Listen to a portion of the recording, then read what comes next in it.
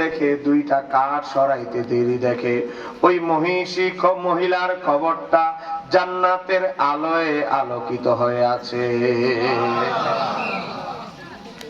সে তো এসেছে মার্কিন কাপড়, সাদা কাপড় চুরি করার জন্য। ডাকাত ওই চোর গিয়ে দেখে, কাফনের কাপড় চোর গিয়ে দেখে যে আমি এসেছি কাফনের কাপড় চুরি করার জন্য, আর আমি নিজের চোখে দেখলাম ওই মহিষী মহিলাকে আমার আল্লাহ সবুজ রঙের জান্নাতি পোশাক পরিয়ে দিয়েছে।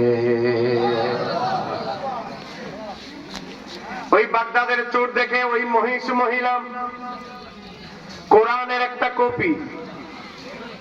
একটা কপি নিয়ে জায়নামাজ বিছায়া কোরআনের একটা কপি নিয়ে বসে বসে সূরা মুলুক তেলাওয়াত করতেছে। এই মহিলা যখন বাগদাদের চোরকে দেখলো, চোর দেখার পরে ওই মহিষী মহিলা বলতে লাগলো সুবহানাল্লাহ সুবহানাল্লাহ সুবহানাল্লাহ। বাগদাদের চোর বলতে লাগলো, ও মহিষী নারী, আপনি তো নাউজুবিল্লাহ বলার কথা, আমি আপনার কাফনের কাপড় চুরি করতে এসেছি, কিন্তু নাউজুবিল্লাহ না বলে আপনি সুবহানাল্লাহ কেন বলছেন? ওই মহিষী মহিলা বলে, এক নাম্বার কারণ হলো আমি সুবহানাল্লাহ বলার কারণ হচ্ছে আমার আল্লাহ আমাকে ক্ষমা করে দিয়েছে, আমাকে উঁচু পর্যায়ের মাকাম আমার আল্লাহ দান করেছেন। আমার জানা যায় আগত সমস্ত মুসল্লিদেরকে আমার উসিলায় আমার আল্লাহ ক্ষমা করে দিয়েছে। এই বাগদাদের চোর, তুমিও তো আমার জানাজা উপস্থিত ছিলা, আল্লাহ আমার উসিলায় তোমারও ক্ষমা করে দিয়েছে। আমি অবাক হয়ে গেছি, সুবহানাল্লাহ এই জন্য বললাম যে একজন ক্ষমাপ্রাপ্তি বান্দার কাফনের বান্দির কাপড়ের কাপড় একজন ক্ষমাপ্রাপ্ত বান্দা কিভাবে চুরি করতে পারে? আমার উসিলায় আল্লাহ তোমার গুনাহ মাফ করে দিল, আর তুমি আসছো আমার কাফনের কাপড় চুরি করতে, এজন্য আমি অবাক হয়ে গিয়েছি। ওই বাগদাদের কাফনের কাপড় চোর বলতে লাগলো, মহিষী নারী, বুজুর্গ মহিলা, আমি জীবনে অনেক মানুষের কাফনের কাপড় চুরি করেছি, অনেকে কাপচিত হয়ে ভয়ানক অবস্থায় ছিল। অনেকদিন পর একজন বুজুর্গ মহিলা আমি পাইলাম, যার সাথে আমার আল্লাহ সবার থেকে ভিন্ন আচরণ করেছে। আপনি কি এমন আমল করেছেন? আপনি কোরআন তেলাওয়াত করছেন, কি তেলাওয়াত করছেন? আরে আমি সূরা মুলুক তেলাওয়াত করছি। আমার নবী বলেছে, যেই উম্মত রাত্রে বেলা ঘুমানোর আগে সূরা মুলুক তেলাওয়াত করে আমার আল্লাহ তাকে তার কবরের আযাব থেকে আল্লাহ তাকে মুক্তি দেয়, কবরের মুনকার নাকিরের সওয়াল জবাব থেকে তাকে হেফাজত করে, এবং কবরের ভিতরে তাকে দাফন করতে দেরি আমার আল্লাহ তাকে কোরআনের একটা কপি দেয়, কিয়ামত পর্যন্ত সে সূরা মুলুক তেলাওয়াত করতে থাকে। একটু জোরে বলা যাবে কি সুবহানাল্লাহ? আমাদের মহিলারা সূরা মুলুক তেলাওয়াত করবে, এশারের নামাজ পড়বে তো দূরের কথা, সূরা মুলুক তেলাওয়াত করবে দূরের কথা, ফেসবুক টিপতে টিপতে রাতের 2টা বেজে যায়। কথা কন জি বাংলা স্টার জলসার ইতিহাস আর নাম আনলাম, এটা তো পুরাতন কথা, বলে না কেন? ঠিক কি রে? জি বাংলা স্টার জলসার পরে ভার্সন হয়েছে এখন মোবাইল, ফেসবুক। আজকে আমাদের ছোট ছোট বাচ্চা 2 বছর 2.5 বছর মাত্র বয়স, 2.5 বছর 3 বছর হয় নাই, ফিডারের দুধ খায়। এই বেচারা ছোট বাচ্চা দুধ খাইতে চায় না যদি মোবাইল না দেয়। কথা বলেন ঠিক কিনা? ফিডারের বোতল ধরবে না, মোবাইল ধরাই দিছে, তো দুধ মজা লাগুক আর না লাগুক। 3.5 বছর 4 বছরের বাচ্চা কবুতরের বাচ্চা জবে করছে, পাক করছে।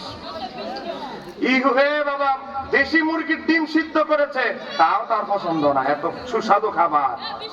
যতক্ষণ না মোবাইল হাতে ধরায় দিছে ততক্ষণ এগুলো চলবে না। মোবাইল হাতে পেয়ে গেছে, এখন খাবার মজা হোক আর যাই হোক চলবে। কথা বলেন ঠিক কিনা? আজকে আমাদের সমাজে অবস্থা খুব ভয়ানক পরিস্থিতি চলছে। আপনাকে বিরক্ত হচ্ছে? হ্যাঁ বলেন না, বাম দিকে বিরক্ত হচ্ছে নাকি? চলবে ইনশাআল্লাহ 1 ঘন্টা। ইমাম তিরমিজি একটি হাদিস বর্ণনা করেছে। ইমাম তিরমিজি, হাদিস নাম্বারটা আমি আপনাদেরকে বলছি। তথ্য প্রযুক্তির যুগ, কারণ আপনাদের পরেও অনেক মানুষ আপনাদের পরবর্তীতে এই মিডিয়ার মাধ্যমে আলোচনাটা শুনবে। তিরমিজি শরীফের হাদিস, হাদিসের রাবি হচ্ছে হযরত আব্দুল্লাহ ইবনে আব্বাস। আমার নবীর কয়েকজন সাহাবায়ে কেরাম একটা সফরে কাফেলা আছে, তিরমিজির 2890 নম্বর হাদিস, তিরমিজি শরীফ থেকে বলছি।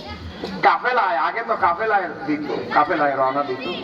তো নবীর কয়েকজন সাহাবী রাত্র হয়ে গেছে এক জায়গায়, ওই জায়গায় তাঁবু টাঙালো রাত্রে ঘুমানোর জন্য, ত্রেপালের মতো। তো তাঁবু টাঙিয়েছে, একজন সাহাবী এমন জায়গায় তাঁবু টাঙিয়েছে, ঘাসের কারণে নিচে যে কবর এটা বোঝা যায় না, মাটির নিচে হলো এক ব্যক্তির কবর। তো এই বেচারা ইশারের নামাজ পড়ে দিছে ঘুম, রাত যখন মধ্যবর্তী অবস্থানে চলে গেল, ওই আল্লাহ নবীর ওই সাহাবী শুনতেছে মাটির নিচে কবর থেকে একজনের কোরআন তেলাওয়াতের আওয়াজ বের হচ্ছে।